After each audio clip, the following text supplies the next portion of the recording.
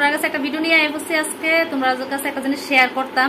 তো তোমরা কিন্তু ভিডিওটা দেখে আমার কিপটা করবে না, বুঝছো? আমি কিন্তু কিপটা না, মেন কথা হলো আমি জামাইয়ের টাকা নষ্ট করি না আর কি, অপচয় করি না।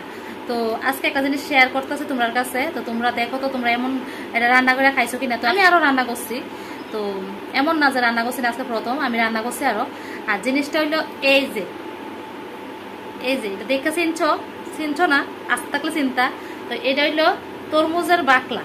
তো তরমুজটা যে কিনে আনছে আমার জামাই, তো তরমুজের বাকলাটা তো সাথে কিনে আনছে না, তো এটা ফালাই লাভ আছে না, যেহেতু এটা খাওয়া যায়।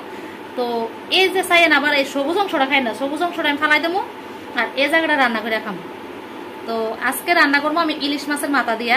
তো আজকে প্রথম রান্না করতেছি ইলিশ মাছের মাথা দিয়া। আর আমি অন্যদিন অন্যরকম করে খাইছি। তো তোমরা কি কেউ খাইছো এটা রান্না করে, সেটা কমেন্টে জানাইবা। তো জিনিসটা খাওয়া যা ফালাই লাভ আসছে নি, তো টাকা দিয়ে তো ওইটাও কিনে আনছে না, বাকলাটা তো কিনে আনছে টাকা দিয়া। তো ওইটাই আর কি, আমি টাকা নষ্ট করি না, বুঝছেন? তো আমার কিপটাও করেন না কিন্তু। তো টাকা মেনে এলেও আমি সঞ্চয় করি, টাকা নষ্ট করি না, জামের টাকা। তো এটাই আর কি। আর আমি কাটতে লাইছি বাকলাটা, এটা রাখছি আর কি, এই জায়গাটা বাকি তোমরা শেয়ার করার লাগে, দেখানোর লাগে। নাহলে কিন্তু আমি কাটতে লাইছি, দেখাইতেছি কাটছি যে কিরকম করে।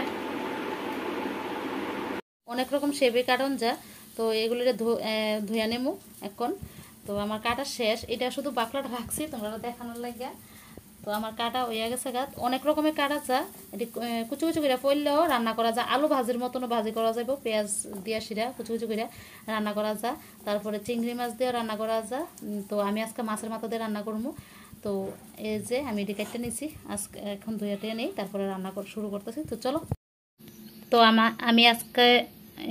আমি আজকে রান্না করতেছি ইলিশ মাছের মাথা দিয়ে। এই দেখো ইলিশ মাছের মাথাটারে আমি ভাজা নিছি, আর এটা ইলিশ মাছের মাথা দিয়ে। আর অন্যদিন চিংড়ি মাছ দিয়ে রান্না করে খাইছি। তো তোমরা কি খাইছো এমন করে রান্না করে, সেটা তোমরা কমেন্টে জানাইও। তো চলো আমি আগে রান্নাটা করে নিই, তারপরে দেখাতেছি রান্না করার পর দেখতে কেমনটা লাগে। ভালোই লাগে খাইতে, কিছুটা চাল কুমড়ার মতন লাগে, তো ভালোই লাগে খাইতে, তোমরা খাইয়া দেখতে পারো। আমার রান্না কমপ্লিট। ইলিশ মাছের মাথা দিয়ে আজকে রান্না করছি তরমুজের বাকলা। দেখতে খাইতে কিছুটা চাল কুমড়ার মতনই লাগে, চাল কুমড়া দিয়ে মাছের মাথা দিয়ে রান্না করলে যেমন ওই রকমই রান্না মানে খাইতে লাগে। তো তোমরা ট্রাই করে দেখো, খুবই টেস্টি একটা খাবার। তো চলো।